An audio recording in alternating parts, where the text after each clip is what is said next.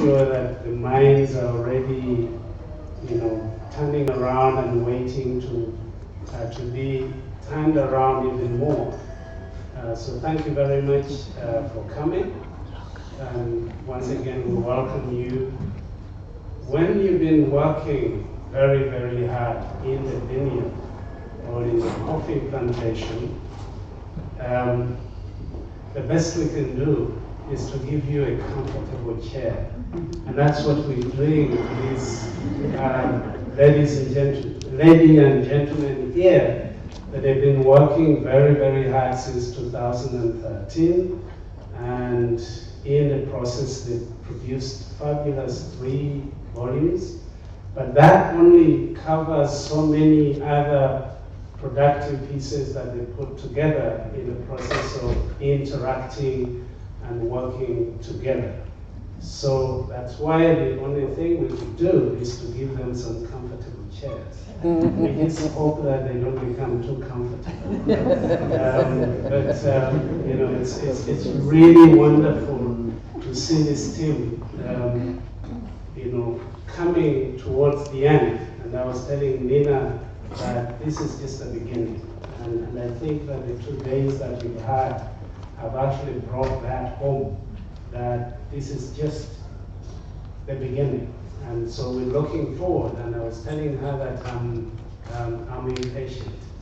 So I'm going to be waiting for what is coming out of the experience, because a lot of times we do not get the opportunity of learning from the experience of producing.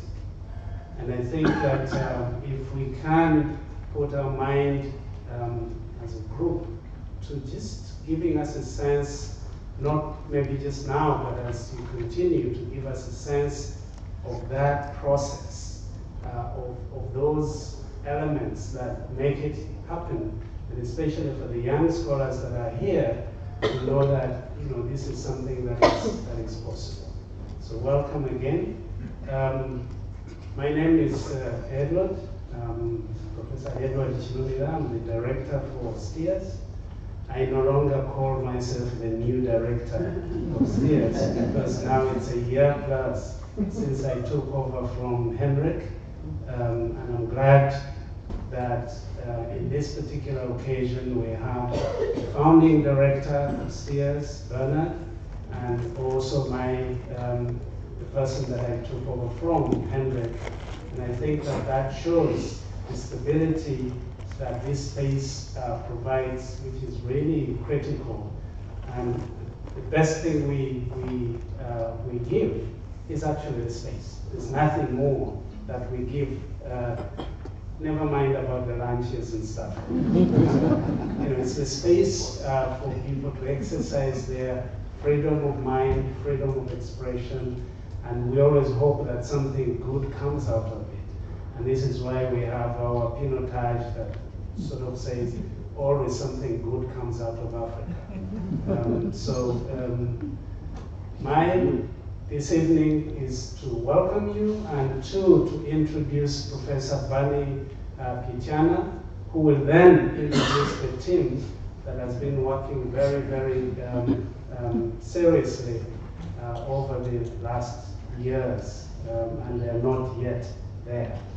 So if some of them thought that they had retired, they have to think again. So it's my pleasure now to introduce Professor Bani Pichana, and I'm sure that especially for the South Africans, but also people that have been greatly involved in liberation struggles, freedom for justice, looking out for those individuals that do not have the same luxury of access and opportunity as others may.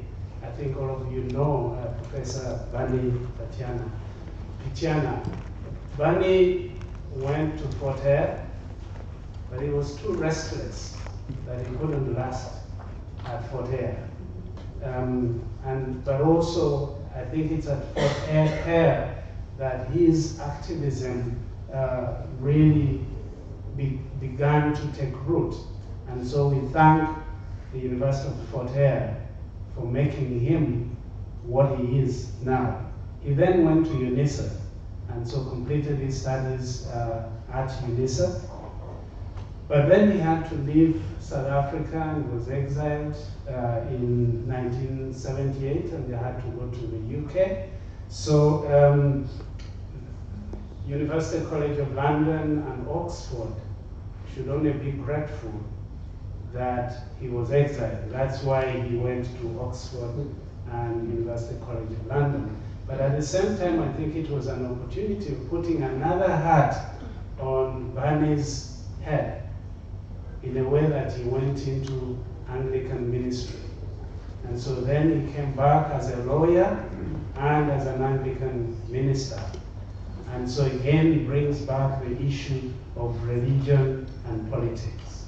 And I really would like to read a particular piece on religion and politics and how this is situated or contextualized in the South African milieu in that particular respect. So he's a legal person and an Anglican minister, as I've mentioned. He's worked in South African human rights and actually became a Human Rights Commission and became chair of that commission, and was also part of the Organization of African Union human rights, various commissions in that particular respect. He's a really hard nut to crack because he was a principal and vice chancellor of UNISA between 2001 and 2010. And for some of you who have been deans, rectors, you know what it takes to last 10 years. So that's Boni that I want to introduce today. And one can say that throughout his life, Bani Pityana has remained focused on the fight for human rights and the battle against racism. His life reflects a determined effort to end racism and injustice. And so we can't find a better person to introduce his team. And also I think that the team was very privileged to have somebody from almost the inside, as we say, to deal with issues of effects of race. So Bani, welcome, and thank you very much.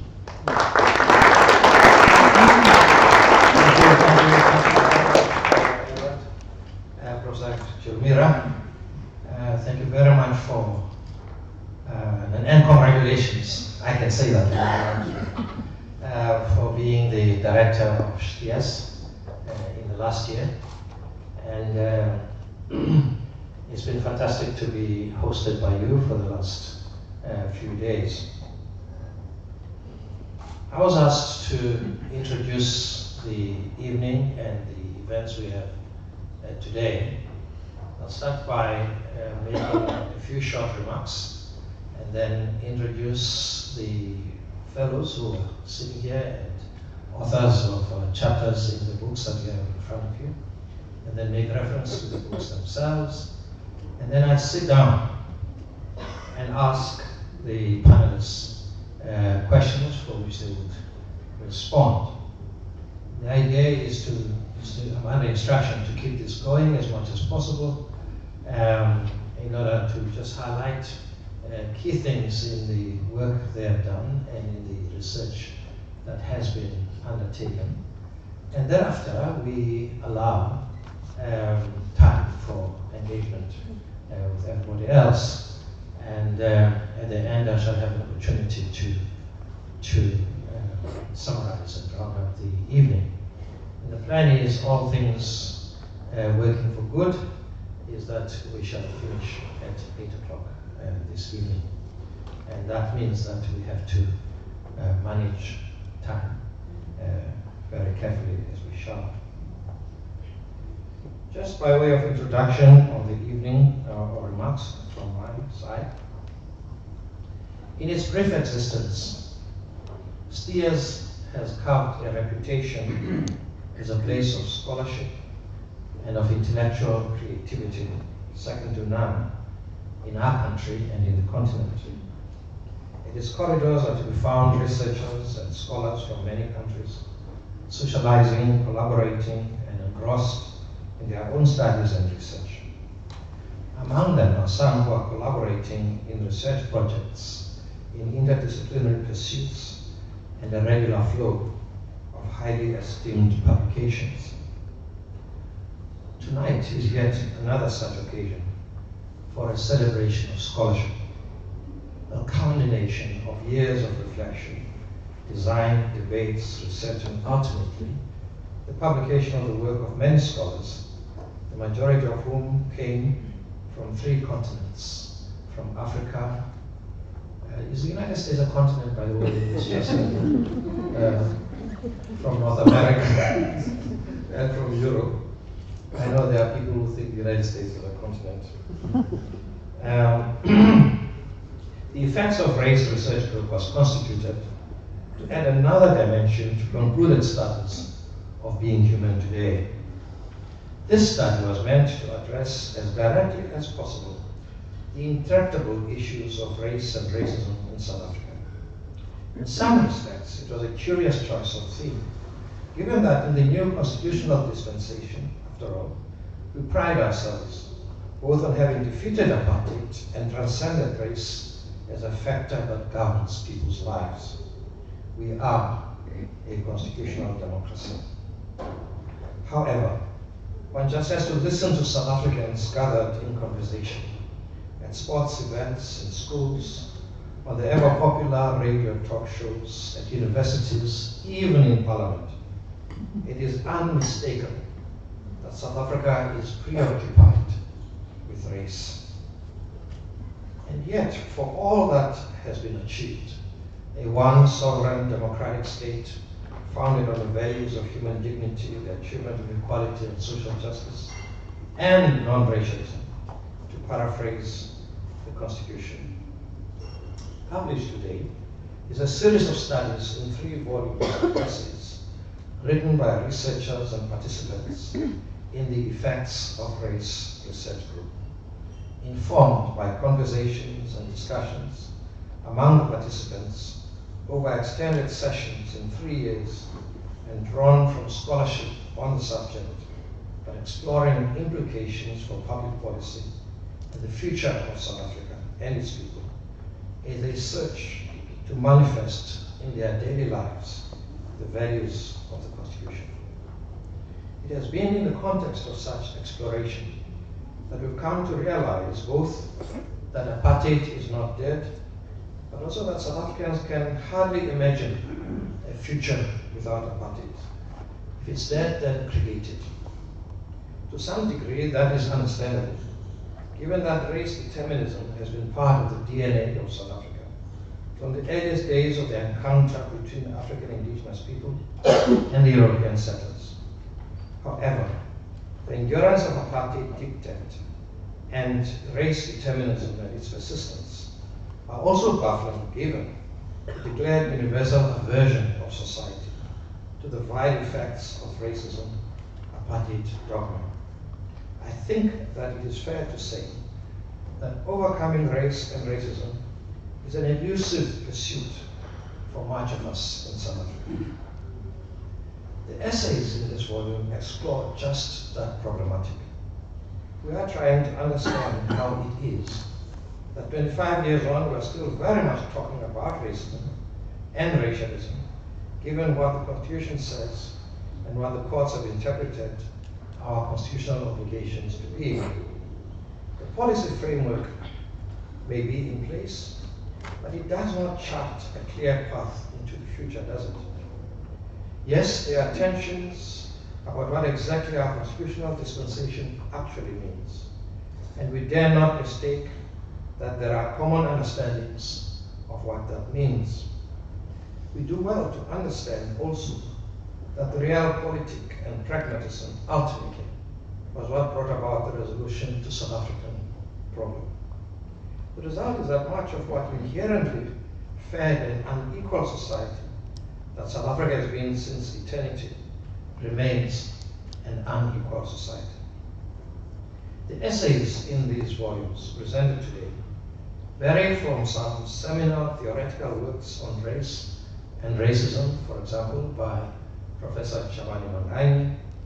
We have essays by Professor Manganyi, by Professor Nina Jablonski, and Dr. George Chaplin, both of Penn State University, by Professor Crane Sudin of HSRC, Professor Jablon Debele and Gerard Marre, Joran Terborg and Dimitri Erasmus, among others.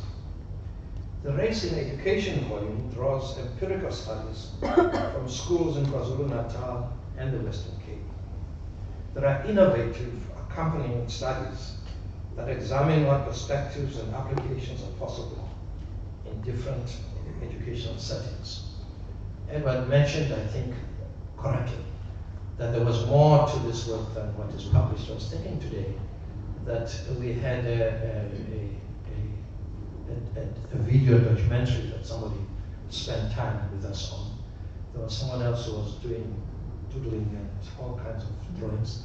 So one hopes one day all of those things will be brought together if it makes sense. Of course, some big questions remain. We have been asking ourselves, what difference, if at all, has been achieved by the work that has been done? In other words, in what way will these studies affect the way in which South Africans think and behave about themselves? And what moral provenance are we drawing from in order to imagine South Africa afresh? What I think we can say without any fear of contradiction is that STIAS can be congratulated for the contribution that these studies are making and are bound to make to the advancement of the social sciences in South Africa in particular, and the challenges we pose to one another about our common or shared responsibility for the future of our country. To Nina Jablonski and Gerard Marre, who served as co-conveners of the research group, congratulations. Thank you.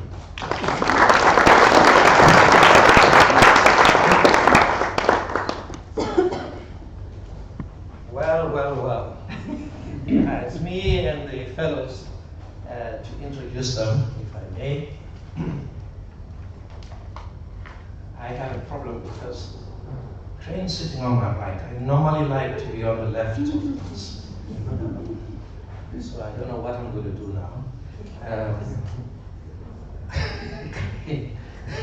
Professor Crane Sudin is on my right. He's the president or CEO of the Human Sciences Research Council, formerly Deputy Vice Chancellor of Transformation at the University of Cape Town, sociologist, educationist. To my left is Professor Nina Jablonski from Penn State University, anthropologist, social scientist, who is also an honorary of Stellenbosch University, which I understand that's how he came to be here. He's also a fellow of STIAS.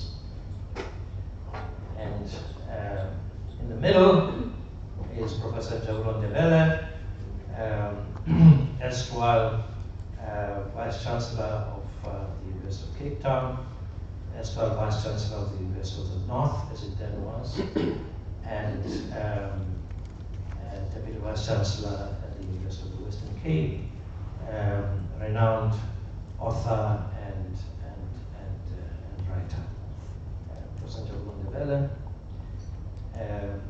To his left is Professor Joran Terborg, originally from Sweden, formerly director of the Swedish Academy, and now retired sociologist, very much focused on issues of inequality. And next is George Chaplin, also from Penn State University in the United States. Dabbles and fills from geography to what are these other things? Epidemiology. That's why. Thank you, George. Followed by Gerard Marre, who's former professor at the University of KwaZulu-Natal, who serves on the Council of Stellenbosch University, whose fields range from literature to sociology, and generally well known as the editor of Transformation Journal, I think. Now there we are, all of us here. I'm now going to be asking key questions which I'll direct to different colleagues, if I may, and I don't intend to be too long. Crane.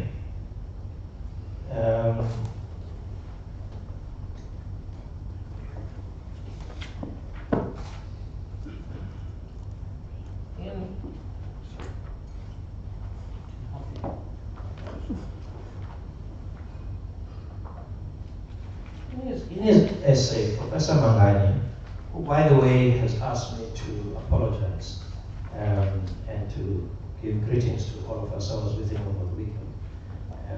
He was unable to be here today. In his essay, Professor Mangani says there is an increase in race-based inequality in South Africa, and that it does not seem that South Africa has the means or the instruments to overcome inequality based on race. Can you comment on that?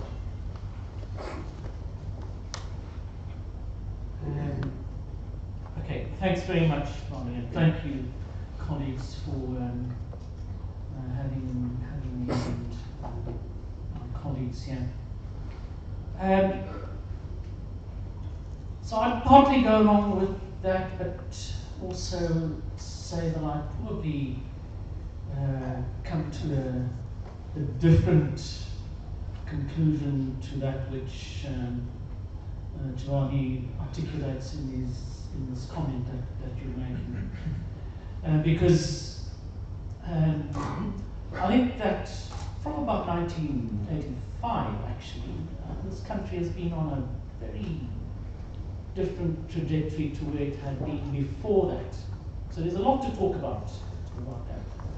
So we would normally reference, and I know you're going to tell me to shut up quickly, but we would normally reference 1994 as this turning point in our country.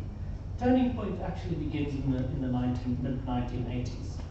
And from the 1980s, we have a complicated rearrangement of class and race in South Africa.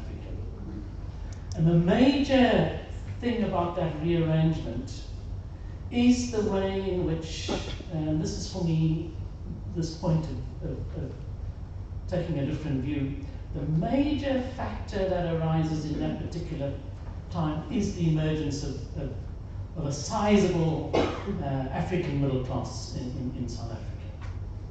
The African middle class is in the middle of the 1980s and at the beginning of the 1990s, stands at this quantum, and it's absolutely astonishing. The population then is about 45 million people. The population, then of 45 million, you only have in the country something like 350 people in the African community who would qualify to be middle class. What has happened since then, Bonnie? And so this is the basis of a discussion which I think is really important. What has happened since then is that middle class has grown from that 350,000. This is where us sociologists and economists are in a big disagreement, has grown to either 4 million or 14 million. It's an extraordinary thing that has happened. And that has recomposed the country in absolutely critical kinds of ways and produced new fractures, new solidarities, new divisions, new alliances, new loyalties, and so on.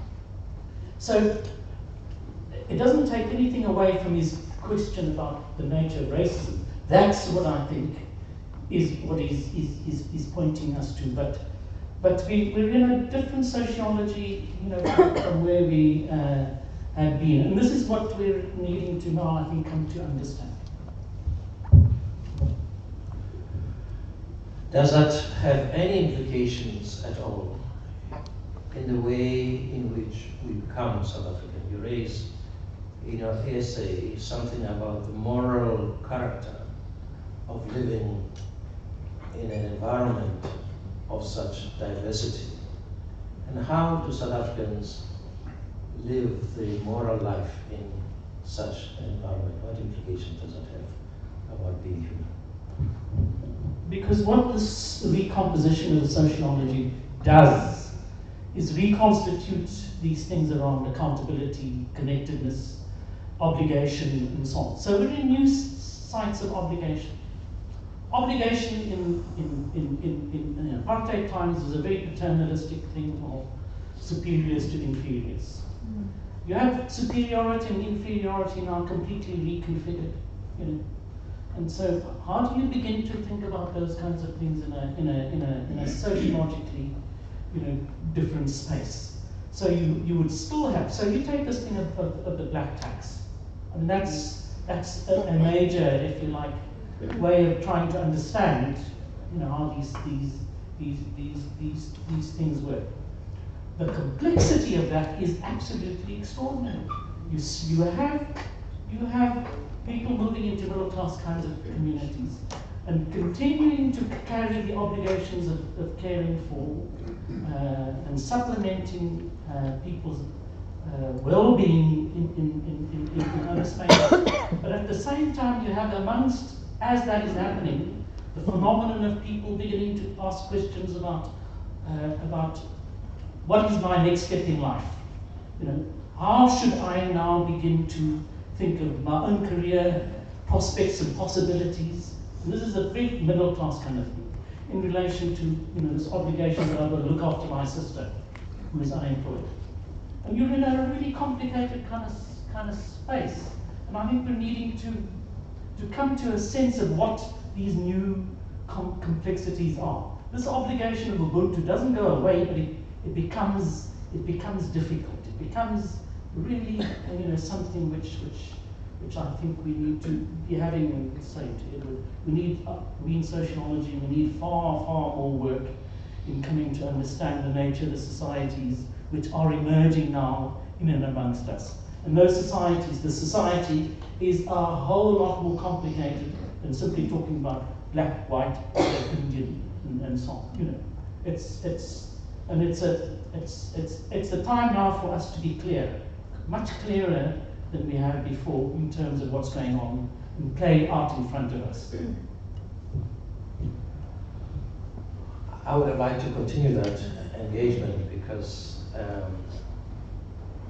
so-called black tax is in many ways it's neither new nor is it an outcome of the bourgeoisement of the black community. It's always been there. It's always been probably positioned elsewhere than in the class structures. Wherever you are, there was a responsibility not just to your own immediate brothers and sisters, but to the extended family. In fact, that has always been the case. Even when people were poor, those who were better off than others looked after others as well. So it's probably more a cultural phenomenon than economic or political, I think. Nina, thank you very much. There are two issues that I want to raise with you in a piece.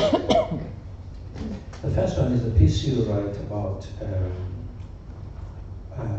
white, what is it, lightning cream, or perceptions of beauty in communities.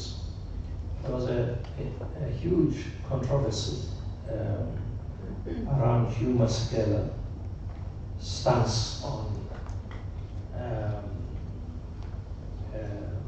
the extensions of hair that we have, and some of it has now come up because a woman from a village in Solo is Miss Universe, and without hair extensions or those kinds of beauties. So there's I suspect there's a rethinking of beauty that comes as a result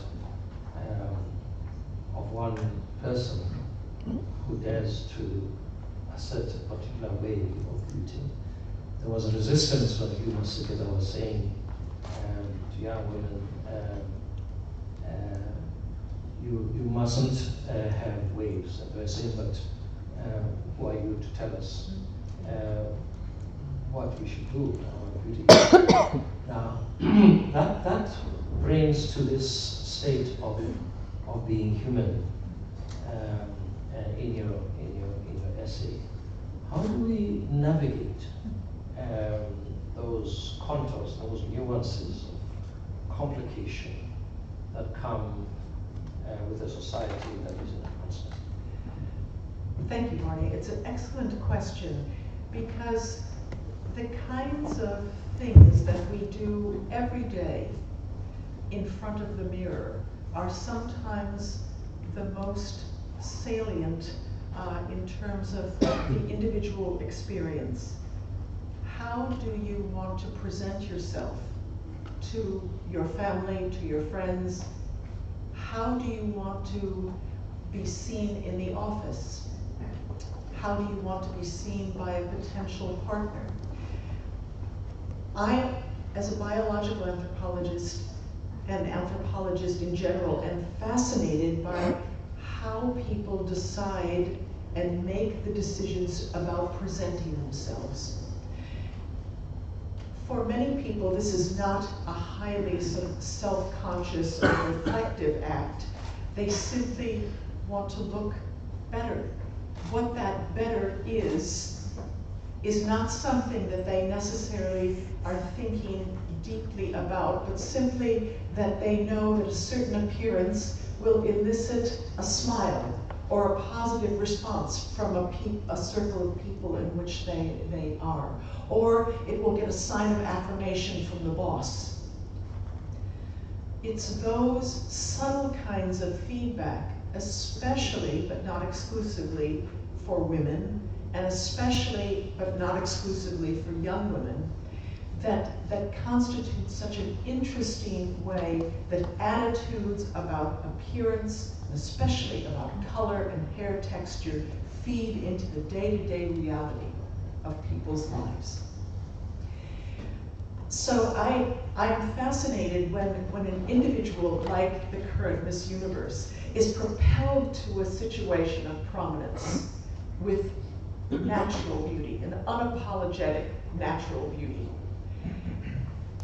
She becomes the focus of attention and also emulation. This celebrity as a sort of a cultural releaser is so important. And on the other side of this, when you have individuals who choose to have visibly modified lightened skin or extremely modified hair, they too, if they're in positions of status and celebrity, can command tremendous emulation. So I think when we have someone like the current Miss Universe who is so proud of her appearance and who can in turn instill that pride in others, that is significant. South Africa and much of South Asia, Sub-Saharan Africa and much of East Asia is in the thrall of skin bleaching. People want to be lighter for a variety of reasons, but mostly to make women make themselves feel more beautiful, because lightness has been equated with beauty and has been equated with higher social status and acceptability. Ultimately, we have to break the back of that equation. And I think celebrities who gain popularity can help us do this, and we simply must accept that. Job and I, in our younger days, we believed then that we had pioneered a whole movement around black consciousness about being black and proud.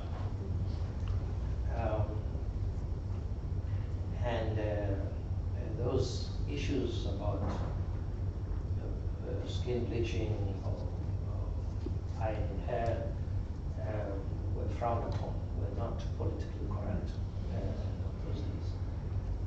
But those understandings of person and dignity and humanity appear to have changed in time from sort of heightened political engagements we were involved with in Black consciousness.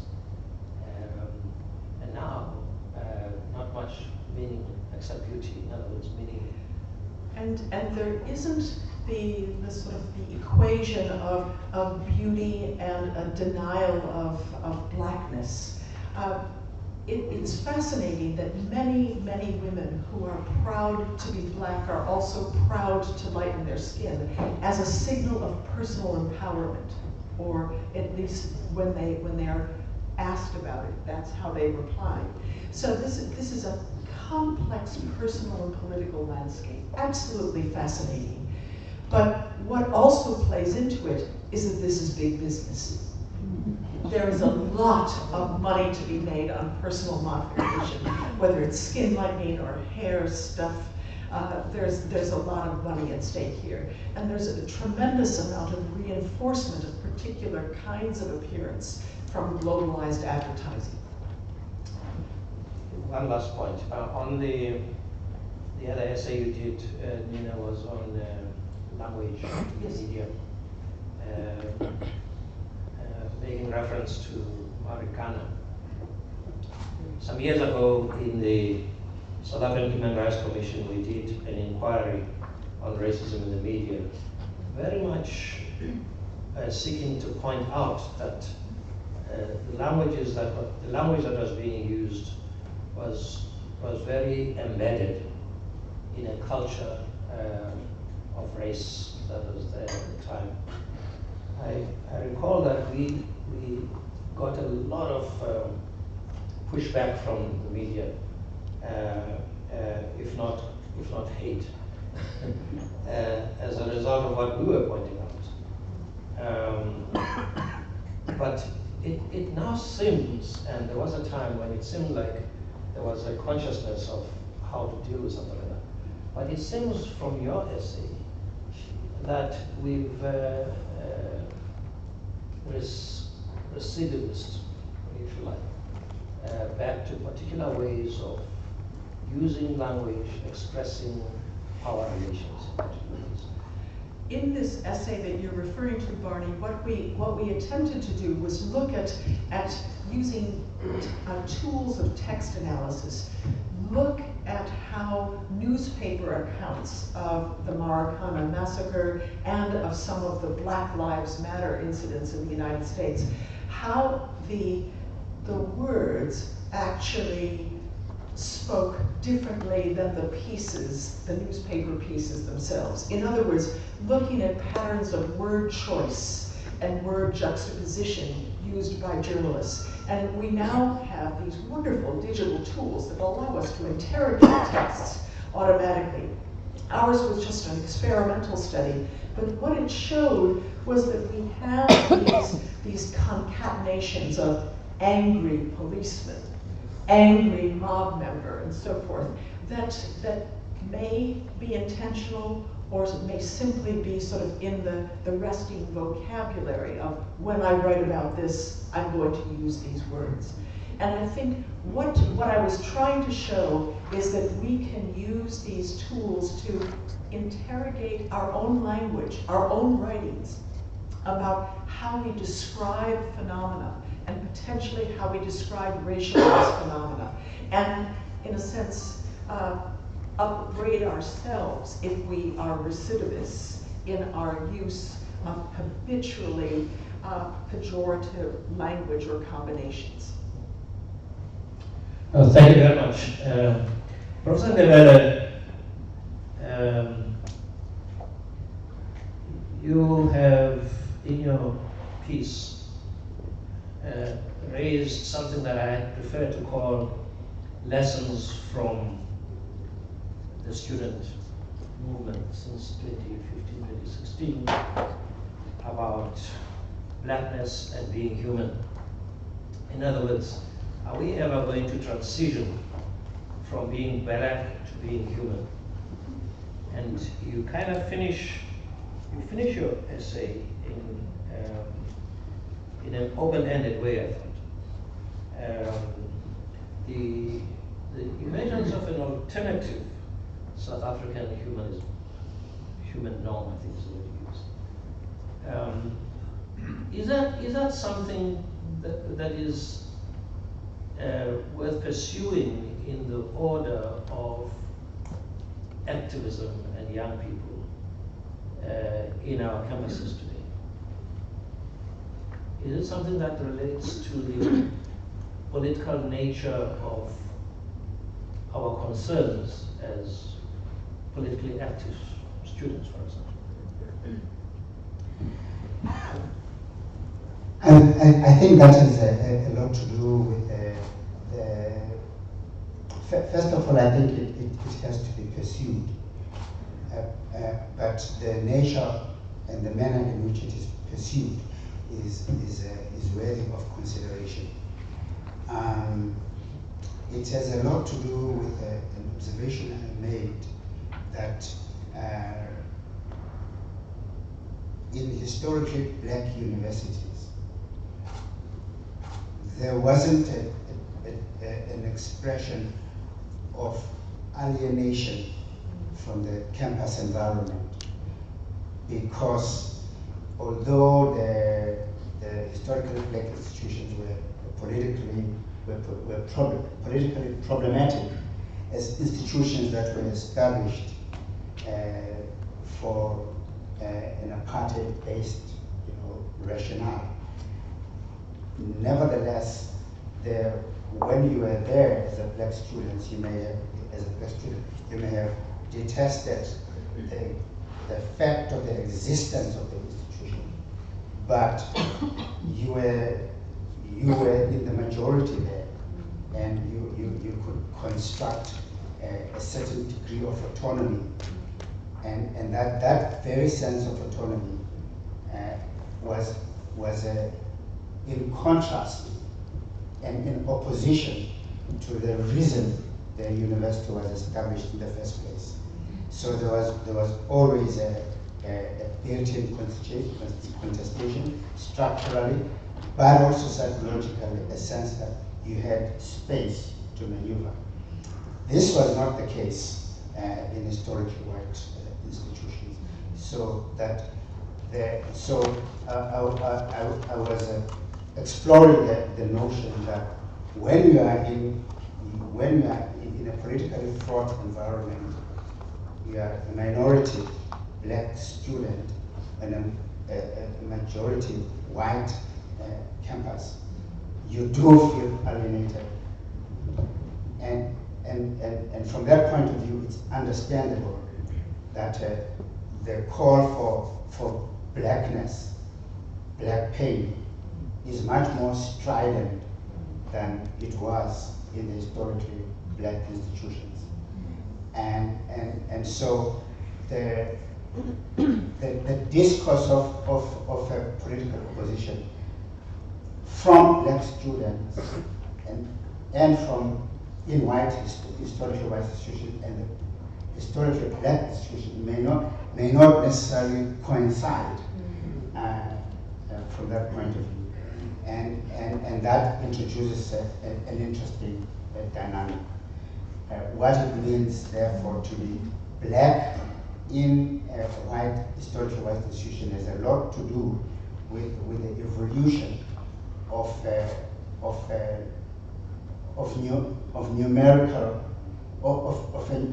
numerically determined sense of space and psychological comfort. Many of the institutions now, I think UCT has passed the 50-50, but interestingly, the idea of black autonomy is not yet fully established in that context. I think there's got to be a couple more years for it to happen. Does that then, and what about that then defines blackness? Because you mentioned UCT, but one of the key or critical issues that was raised in that context was the content, the nature of being black. Is there in fact a way in which there's a common understanding, even in that case, of what blackness is? No, there isn't. Well, you have pressed me on this one, and I actually am not a fan of blackness, in the sense that ultimately blackness as a political context, as a political term, is understood in relation to whiteness, and whiteness has its origins in a European racist environment, which racialized the world into color and gradations of superiority and inferiority. And so the quest, therefore, for blackness is understandable in a situation where black South Africans are politically powerless. But where black South Africans are politically in power and they are a majority, the self-definition blackness carries less agency than the agency of living in a successful country in which people get houses, they get a good education, they have work to do, they do research in universities, they sing songs, they make art. How you look when you are in a majority has less and less significance than the quality of life that a political, constitutional democracy has been created to make that quality of life of a higher order and a possible one. So when the notions of the post-race have something to do with the fact that the race in the situation I've just described, race, is totally irrelevant, or ought to be totally irrelevant. And I think that when what I referred to in the essay as the human norm is the majoritarian nature of the fact that people that look like me and others in here are just many, and they everywhere you turn you see them. So that's the norm. Where the people who don't look like me were a minority that was so powerful, presented themselves as an artificial majority that had enormous power and are no longer in that position. Thank you very much. Professor Thebon, just to pick up on what Professor Ndebele has just been explaining, the inequality in race. He makes the point that where the social and economic circumstances and power, then inequality and the pain of inequality is not felt in the same way. Is not felt in the same way. Is that what you would say in your piece? Well, I guess the main thing I've been doing as part of this project has been to deal with the puzzle of inequality, in economic inequality in South Africa. And the main discovery which I've learned here from South African sociologists and statisticians and statistics and so on, and economists, is this extraordinary fact that economic inequality in South Africa today, in democratic, post-racist South Africa, is actually at least as high or large as it was in the last decade of apartheid. There have been some periods in this post-apartheid period when the economic inequality of South Africa has actually been statistically larger than it was in the last decade of apartheid. Now, this is economic inequality. In other respects, Nebu referred to, and so on. Now, there is this, we have democracy, or you have democracy, and the majority is a population which is respected, and this kind of existential humiliation, which was the very much part of black existence in apartheid, has gone. But as a social scientist, I'm asked the question: how can we explain the fact that post-racist democratic South Africa is at least as economically unequal as the apartheid regime? What is the reason for this? And I think I found three reasons which together interact to create this remarkable phenomenon, and which means, I mean, that South Africa today is the most unequal country on earth. And not only that, I mean, the long-term plan of the National Planning Commission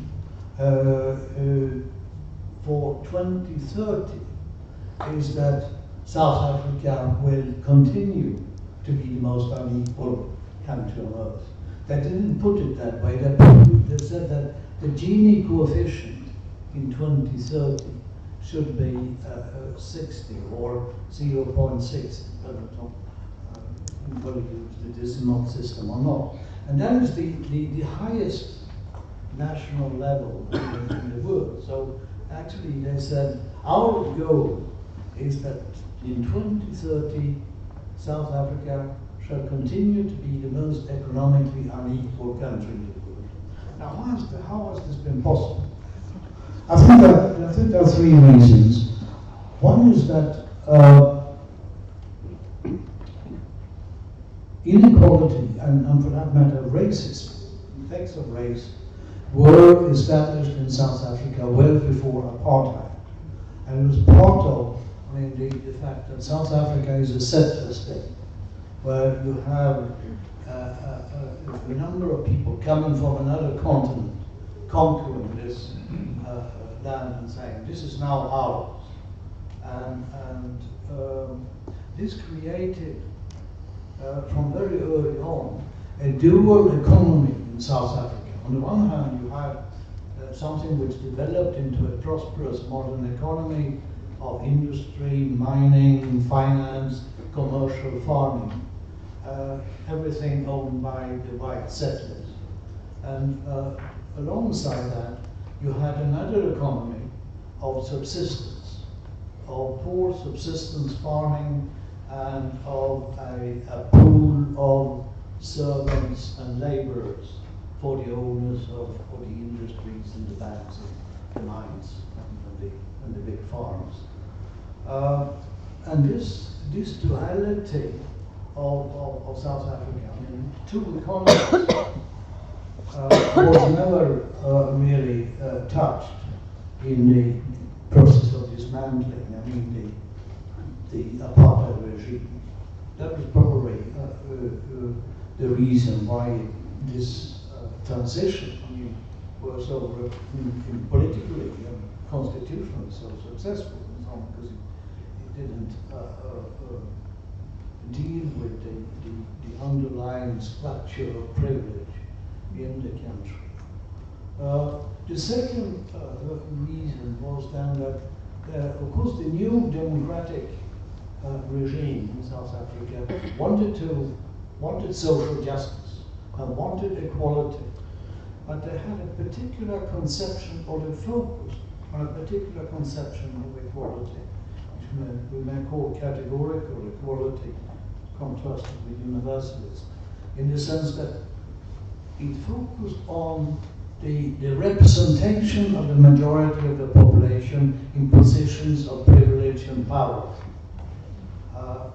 In other words, I mean the representation of black people in senior civil service, in the judiciary, in the military, in the police, among university professors, and so on and so forth. And that was, I mean, a perfectly legitimate and probably absolutely inevitable process. But what was forgotten in this whole process was that the equality in the country is not just, I mean, that the people have the positions of power and privilege, but it's also how the majority of the population live. And for that, you have to have an inclusive economy in which everybody could participate. And it was something, I mean, it was never really tried in South Africa so far. It was a very difficult task, and I know I'm claiming, I'm not claiming, I mean, to have a recipe for it. But the fact is, I mean, that a third of the South African labor force is actually excluded from the economy. I mean, there's a permanent sort of structural unemployment of about a third of the labor force, according to international definitions and so on. And this idea of making of securing access into the elite positions, there's been, I mean, when we read the public discussion in South Africa, reads the press and the debates that I'm trying to do when I'm in here, you'll find that the most passionate arguments are about this representation. Isn't it scandalous that the black majority, I mean, is underrepresented among university professors or in school principals or what have you, in other positions? And it is. But there is much less discussion about the kind of education which poor children in South Africa get, the kind of health care which the poor people get, and the level of living of all those people, I mean, who are unemployed, who do get this kind of subsistence. But, so unless this issue of an inclusive economy, however it should be organized, I think it means that the large majority of or a substantial part of the South African population are doomed to persistent poverty. And this system has also become self-reproducing because of this focus. I guess those questions will remain because essentially what you're hinting at without saying it is that a more thoroughgoing reconstruction, reorganization of the society and the economy and all of that would have been necessary if those changes were to be possible. But you also have to say that the apartheid system that was inherited, if you like, or even before that, was really always intended to enrich the few. And therefore, the few. It was always intended to. And therefore, those who were actually participants in that system to a larger degree, were able to actually benefit to a degree that did not expose the blatant inequalities that you do. Now, if without a fundamental changing of the system, you then bring in a large number, you say all must be equal. Theoretically, all of them should be equal, lower down. Everything should come down so that more should be equal. But in actually what was done was to say, as you say, was to say those who can from the previously disadvantaged must access. Instead of saying everybody should receive less in order that more should be a little bit more equal. So I haven't seen personally any policy position that actually shapes up how that works. I can see the critique, but the implications for it would have been a much more thoroughgoing social and economic engineering, re-engineering of an enormous kind, and that was not attempted. I mean, even the RDP, which was a very important plan to really lift the others up, would still have left levels of inequality by creating a much more socialist, resourced state. But I don't think it would have made a huge dent on historic inequality that we have inherited. I don't think. Yeah, no. The problem is, as several of the South African participants in our group have said and characterized, I mean, we have a sense that our society has got stuck, that it cannot move.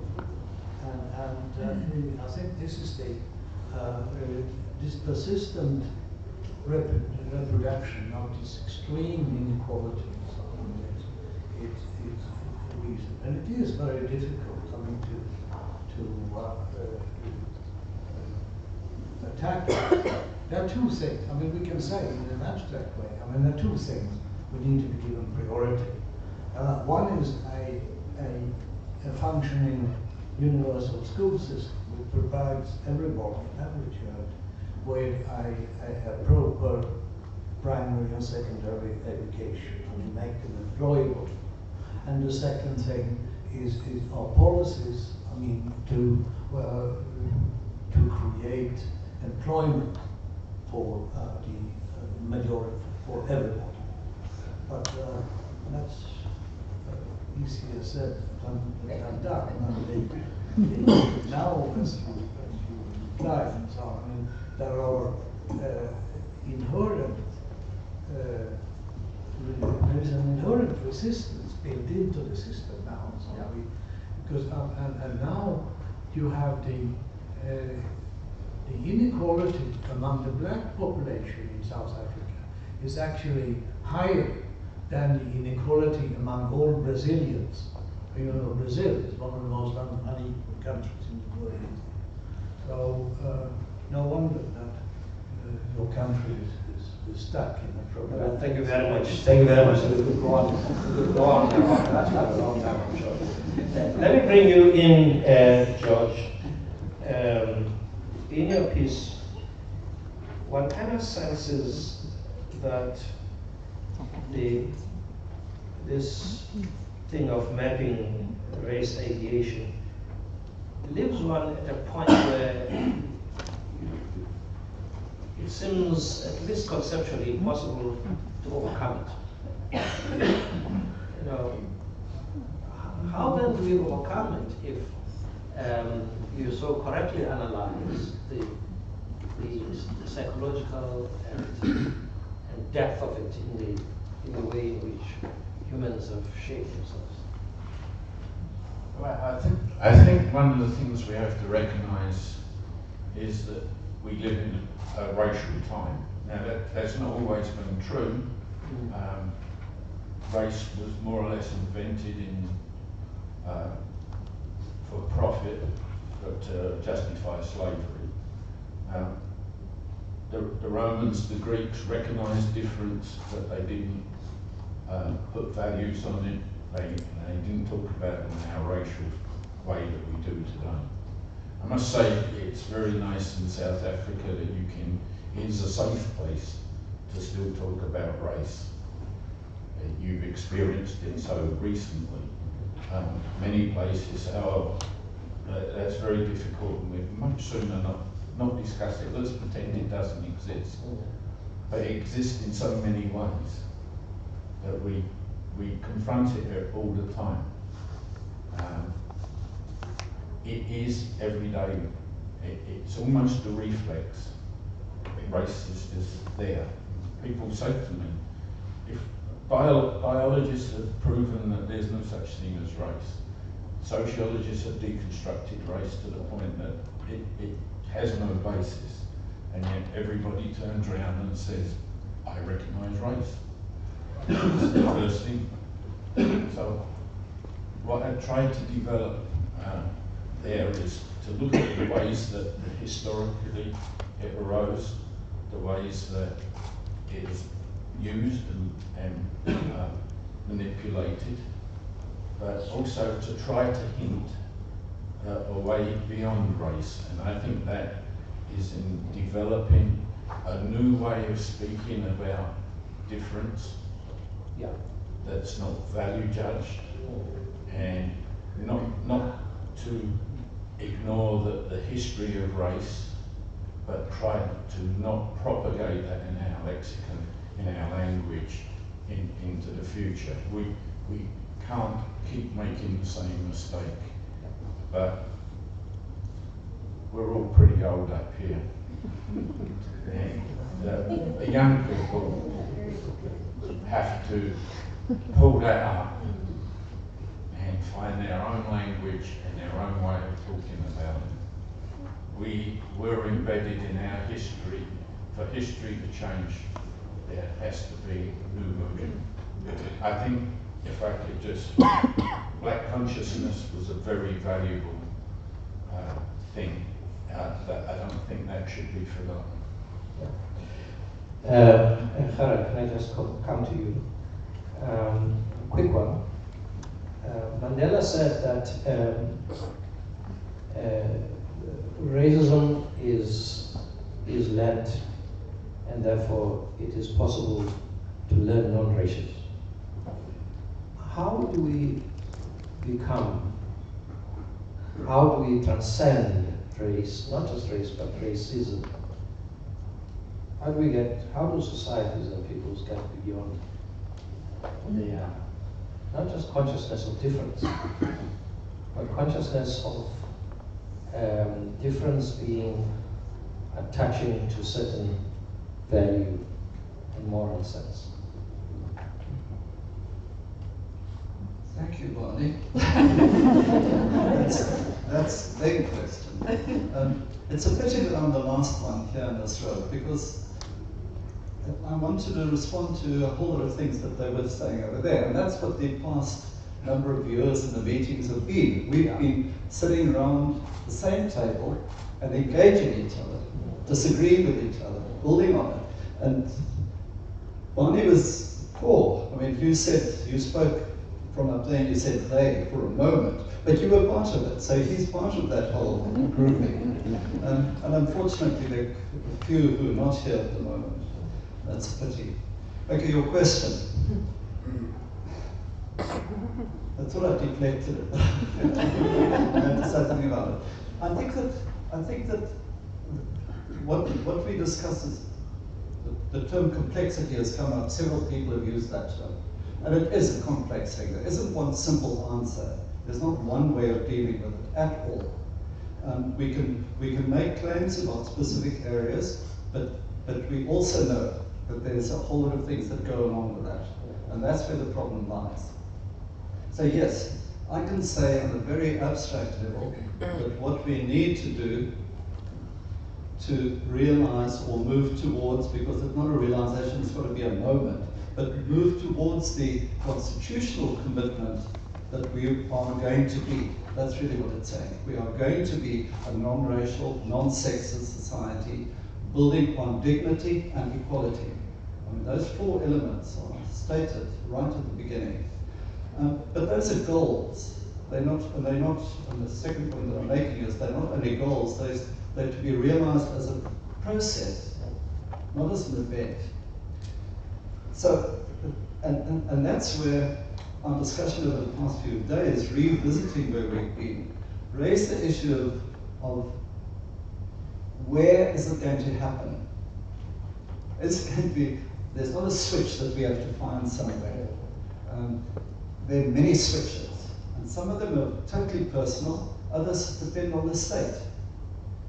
In my own writing, I spoke about the idea that Neville Alexander, friend, now no more with us, Neville Alexander spoke about templates. The template, now that's the highest level that he's talking about. That's not the individual, that's not the local, it's what the state does. It creates templates. Those templates have got patterns, that's what a template means. Those are fixed patterns. And you can put it on a sheet of paper and you can draw it, and it's exactly the same as what the shapes are on that form. Now, the state creates those templates of difference in various ways. It creates a template of capitalism by protecting private property and defending the economy as a capitalist economy. It creates templates of race by stating we will have a continuation, or reasons that they explain, towards inequality, and we've seen what's happened there, of 4 races. So the number of times that I, as an academic, head of department, etc., had to fill in forms on race. Every student who registered would have to fill in a form of race. So it confirms that. It's demanded through the template, because the results of those forms have to be sent to the Department of Higher Education. It determines the amount of subsidy you get, etc., the rewards that go along with it. So that's how a template operates. Now, that's not going to change easily. That's going to change through the democratic society that we have now, where people like us decide no. And we make sure that we have representatives who tackle those templates in a way that makes sense. So we vote them in, and they then change it at that top level. But at the lower level, it's, as somebody who's taught for many years, there's a lower level of the individual. And that's the level at which I would talk to individual students. That process there occurs in a slightly different way. It's about questioning. The moment you say, what race do I belong to? Or why do I belong to this race? You've already taken a tiny step towards that non-racial society. Because non-racialism will be a very difficult thing. It might be that, as we discussed a couple of days ago, there might be value in race for some people. But they're not race in terms of this hierarchy. There's the top, there's the bottom. They're the clever ones, they're the dumb ones. They're the lazy ones, they're these, etc. Not that kind of race. A race that you're simply making a description of yourself in various ways. Okay, that's a possibility in a non-racial society. It doesn't have the same baggage as it did under apartheid, and it still has in the society in which we live, and many other societies. So that's the individual trying to tackle this point. Thanks, Karen. I'm keeping my eye on the clock over there, because I don't want us not to have an opportunity to engage. Can someone take this microphone and say something?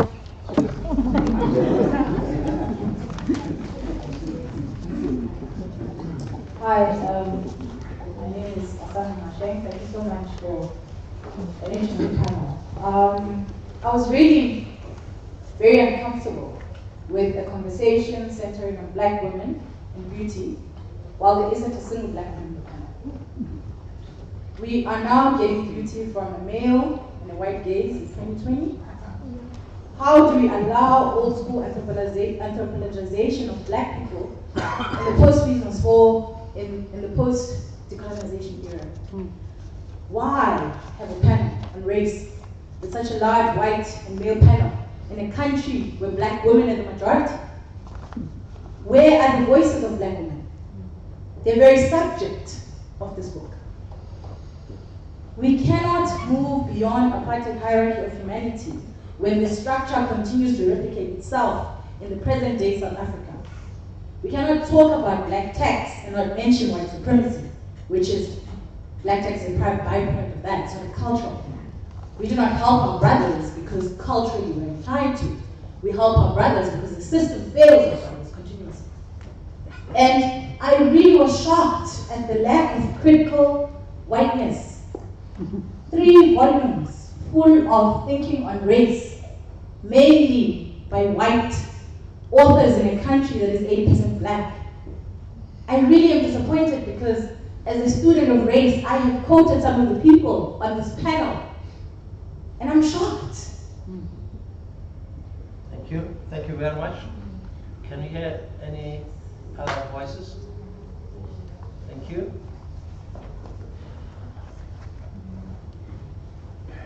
Thank you, Chair. Let me first say that what has just been said passed through my mind. I'm not going to speak to it, but it did pass through my mind. My question as a sociologist is simply, if we think of someone who doesn't know what a race is, what races are, what racialism is, what racist thought activity is, how would the panel define a race? I have not heard any attempt. I'm not saying it's easy. Are we talking about an ethnic group with color? Are we talking about, as Ferhat mentioned, a ranked series of races or unranked races? Simply, could one member of the panel give us a definition of what a race is today in South Africa and globally? Thank you. Thank you. Can we have another?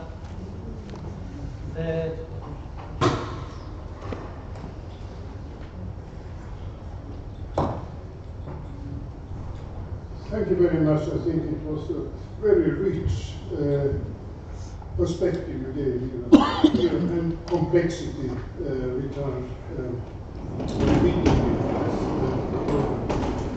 After having listened to Göran Klärvold's contribution, I was wondering whether the answer to your problem about persisting race isn't a matter of class. So what I would like more to answer, do you have a more general message of the books? I'm sure that there is a lot of rich empirical reasoning and theoretical approaches, but can it be that you have too much complexity? The academic task is to reduce complexity in many respects. And here, what about the class issue? Is it possible at all to get an answer, a solution, without solving the class issue? Thank you. Can I have one more contribution? And then I ask the panelists to respond.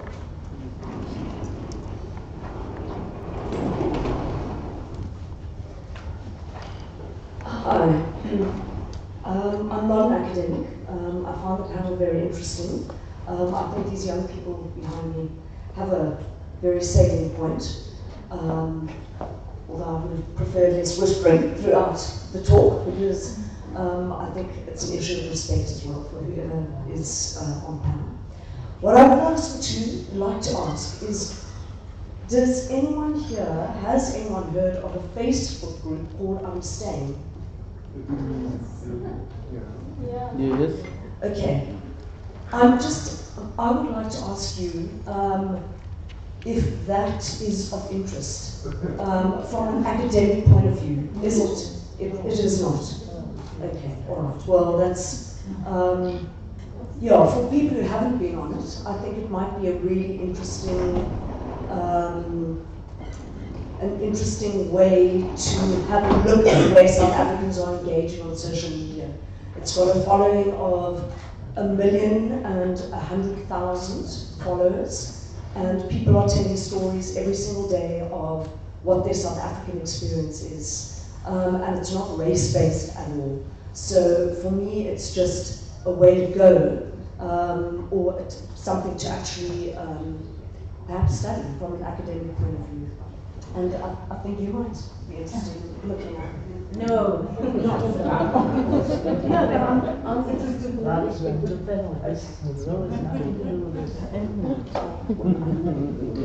Did I hear that there's somebody there who wants to take the microphone? Okay. Is it okay that we say that's the last one? Okay. I'm talking from a very different point of view, and I come from Haiti, a country that fought slavery, colonialism and stuff, and we have created a state, a nation state, and all we have been doing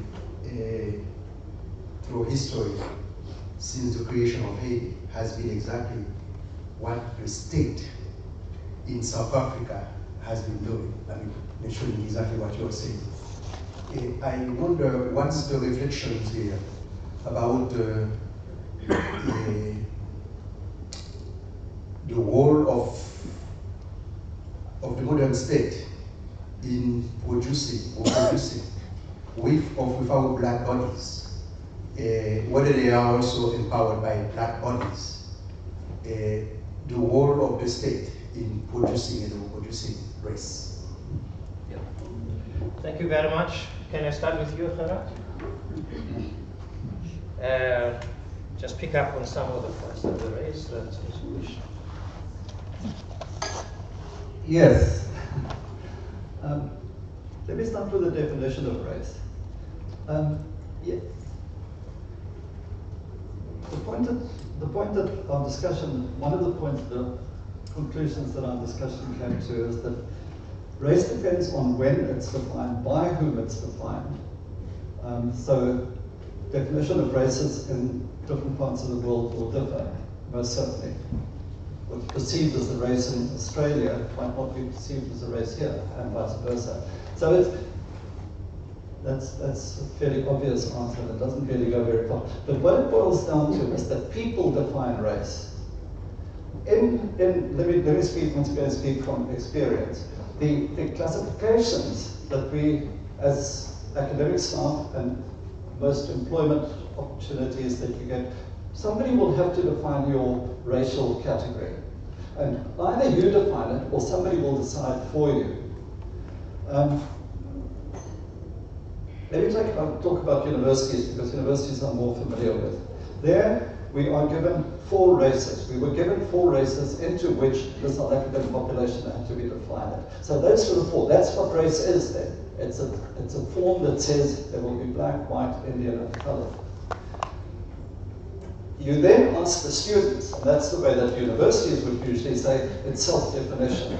Okay, so you ask the students, you fill in that box. But on registration day, that box has to be filled in, so you can't leave it blank. It's required. There's a little asterisk next to it that tells you this has got to be filled in. Then, if the student hasn't filled it in, then it's up to you as the staff member who's sitting at the long table to decide what race that person is. So that's what race is. I would have to decide whether that person belongs to that race. I would refuse to do that.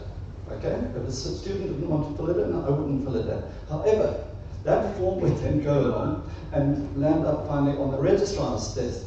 And the registrar is responsible for the university reporting, so that the registrar will have to decide who is this person. Final point. In the Eastern Cape, we still have the clipping about that. The teachers were complaining because the teachers had to decide what race you belong to. And they said, in the Eastern Cape, it is very, very difficult at times to decide what race a person belongs to, because it's the individual decision. What we then do is we ask, what is your surname? Which happens in Natal as well. There's certain surnames that are seen as Indian. So, oh, Munsami, that's an Indian, that's easy enough to finish it off. But finally, in other words, finally it is individuals, we, And we are the people who create and maintain race. We have to decide what race a person belongs to. If I could just make, I don't want to dominate this discussion over here, but can I just say something about the representativity of the panel over here? Now, I could then add that, yes, some of the black members, including black women, are not over here tonight. Does that improve it? No, it doesn't. It's the content of these books that I would like to be judged on. The content of these books. You cannot say that because a black person wrote it, therefore I can never understand that experience and I'm out of the picture. And the same the other way around. We'll disagree about that, but we can talk about that. I've taught, tried to convince and have listened to people making the same argument, and I don't accept it. I think in the first instance, it's what you say. It's how you make your argument and whether it convinces people or whether it doesn't. Thank you.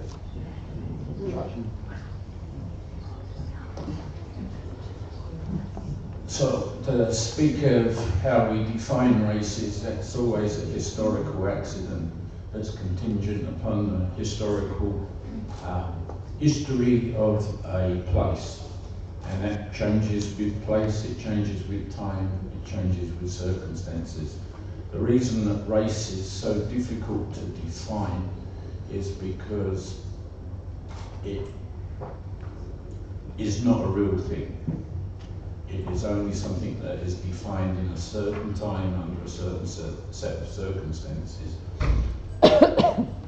Our work in particular has tried to not be stuck just in one place at one time. We've tried to look at the problem on a global, I'm a geographer, so I think globally. And so it's historical accident, contingency, and is driven by the experience that exists for people. So everyone has their own race. Actually, everybody is an individual. And the similarities between people are much greater. When we don't talk about race, doesn't mean it's gone away.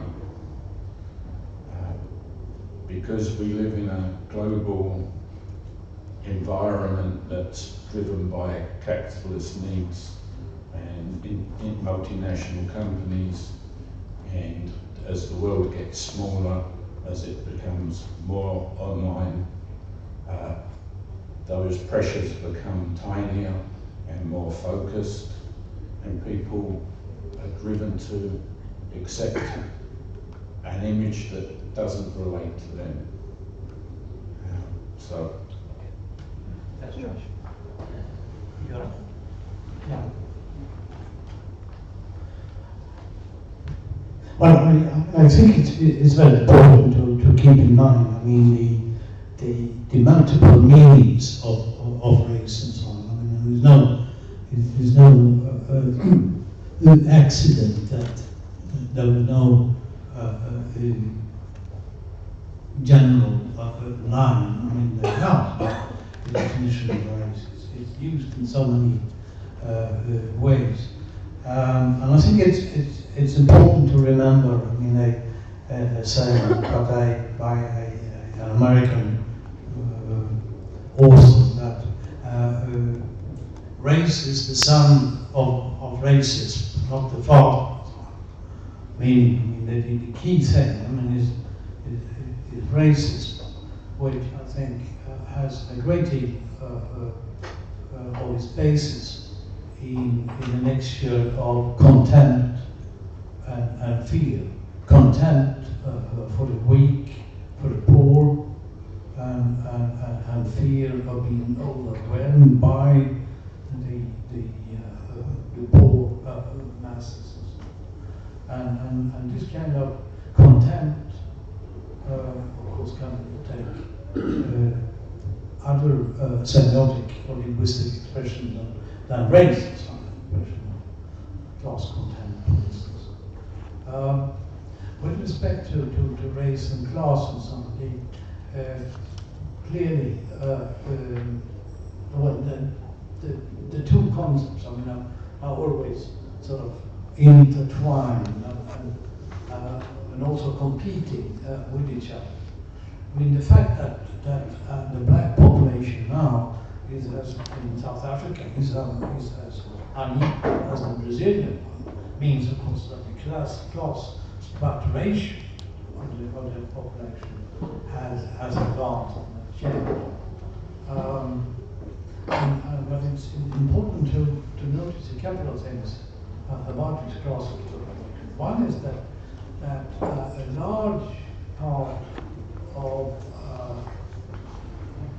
the South African population is an underclass. I mean, it's not a working class, but an unemployed and excluded underclass, which is very large. And the other thing we should bear in mind is this idea of the middle class, which has been one of the stories of celebration in the 21st century in the global South.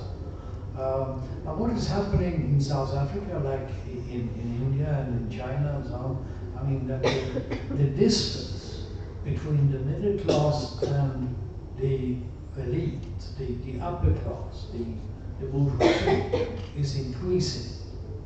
And South African inequality has been driven primarily by the appropriations of the top 5 or top 1% of the population. It's not a middle classification of the society, which has been an important thing in this respect for inequality, but the polarization and the increasing abandonment of the middle class by the upper class. And I think this is a social dynamic which is building up in a number of countries, and most probably also in South Africa. Thank you very much. Okay. Well, all right. Very briefly, I think I want to address the issue of the complexity. There was a comment on that one. Just to say that we spent a lot of time today talking about how to bring the public's attention to the work that you see before you, and I think that I feel confident that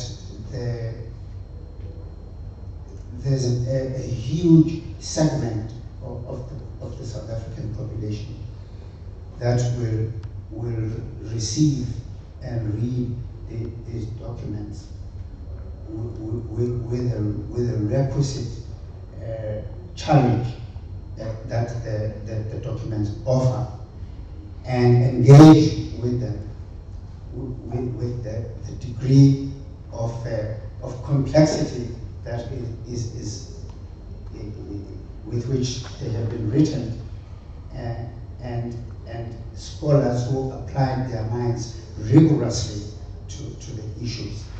I think that when I was an undergraduate and Barney talked about the Black Consciousness movement, we read a lot of complex stuff that was not on the school and university curriculum, because we went out there to go beyond what was offered officially. And if Goran makes the observation, I think it was Barney or it was plain about the number of the size of the middle class. The size of the middle class grew phenomenally. Equally so, the intellectual sophistication of the general public has grown phenomenally in South Africa in the last 25 years. And so I feel confident that these documents will enter a public space that is ready to engage them, and will engage them with a degree of complexity and understanding and grappling with them that is requisite to the challenge that they offer. Thank you. Nina? Yeah, I want to briefly reply to the woman who raised the important points about representation, and especially about the discussions of beauty in South Africa.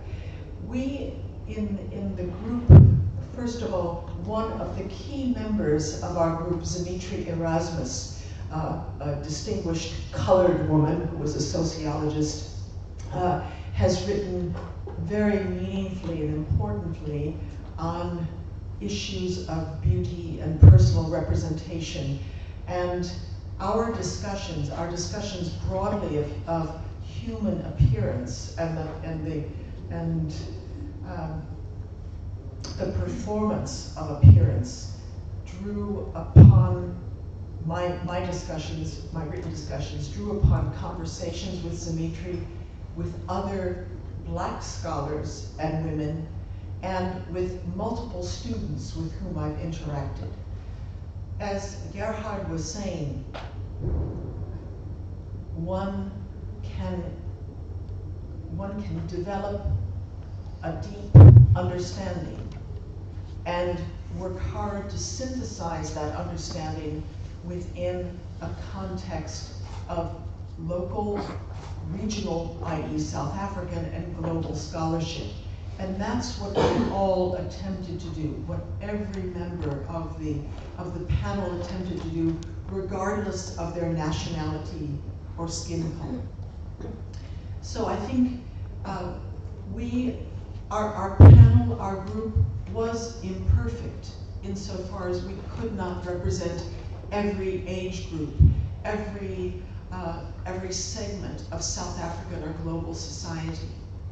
But what we had was a group of deeply thoughtful people who interrogated the knowledge space to the very best of our abilities, and who continue to do so, and who will continue to do so, and who will continue to engage with students within South Africa and elsewhere. Without challenge and engagement, there is no future. Thank you. Okay. Thanks very much. So just a comment about what's going on here. These texts are an attempt to try and explain what's going on inside of the country right now. And that's what this is all about. And of course it's going to be always controversial, because people are going to come at trying to understand the country from a whole multiple range of perspectives and positions. And you must expect that people are going to argue about what is going on. The key thing that I think that what these texts are doing is to say that, listen, all of us here, there's a lot that we don't understand about ourselves and about each other. There's a lot. And what we're having to do here is to just pause a little bit before we start going, go. The way we do on our radio talk shows. The way in which these radio talk shows give you these quick and these absolutely sweeping statements about black people are like this, white people are like that, colored people, I hope they stop drinking, all of this kind of stuff. And what we're doing here is saying we've got to commit ourselves to this cause. It's uncomfortable, of deepening our understanding of what is going on. We've got to come to levels of sociology, psychology, anthropology, cultural studies, history, and so on, which have to recognize that this country is beyond the descriptions which our disciplines have given us. Our disciplines are inadequate in relation to this complexity. So you're at a moment here now where you have to think that we in the university need to go beyond what we have learned, what we have taught, to thinking about getting to this deep ways in which we come to be human, and the complexity with which we come to be human. And so yes, I'm interested in your website. I'm absolutely interested. I want to know what's going on in your head. I mean, that's what my objective is. I'm deeply interested in the patterns of thinking that people are developing amongst themselves. Even this evening is, for me, a data gathering moment. I'm interested in how you are responding to these kinds of questions. So yes, I'm the perpetual ethnographer. I'm never going to be relaxing for a minute around all of that.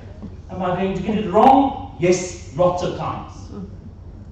But I'm quite happy to be in that space of engaging around what this is all about. And to say to you that this is the time now for thinking deeply. All of these cliches and easy riders which we've been using to kind of sum each other up are at an end. It's our obligation now to start thinking deeply. If we don't do this, Barney, we're going to land up with these same templates, these same formula, these same easy answers to dealing with these hellishly complex questions, which are simply going to end up in policies which reproduce the old conventional wisdoms, which are not sufficient for this complexity. We mustn't be embarrassed about trying to deal with complexity. We mustn't be embarrassed about trying to take the discussion to another kind of level, and to hope that this public engagement about it is going to benefit from this. Thanks, Craig. Thank you to all the members of the panel who are here. Please give them all a warm round.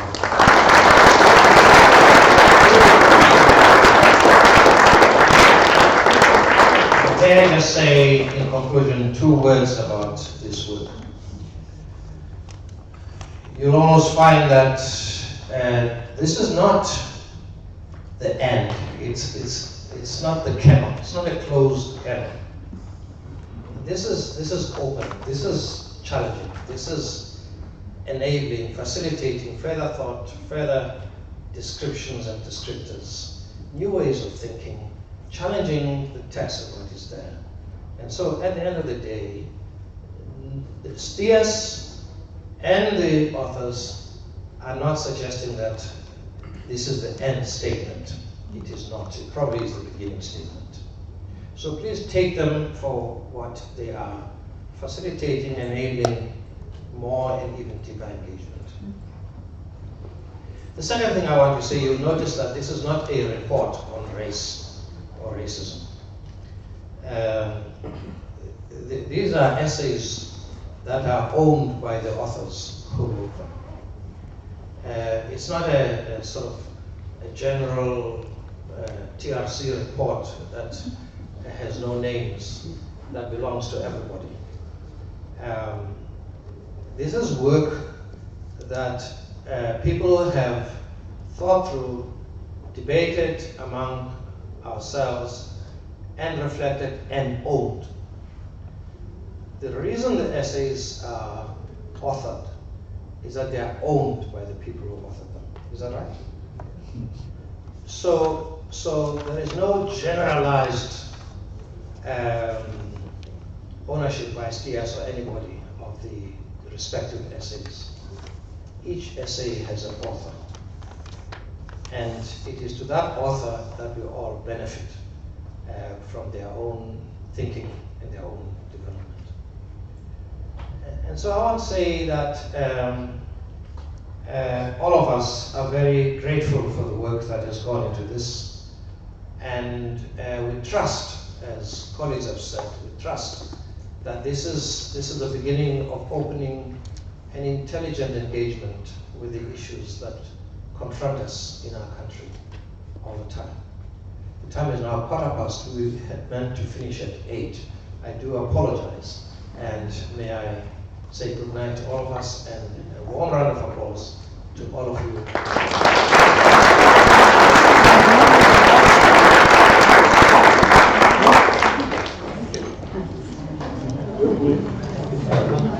Okay, Tulani.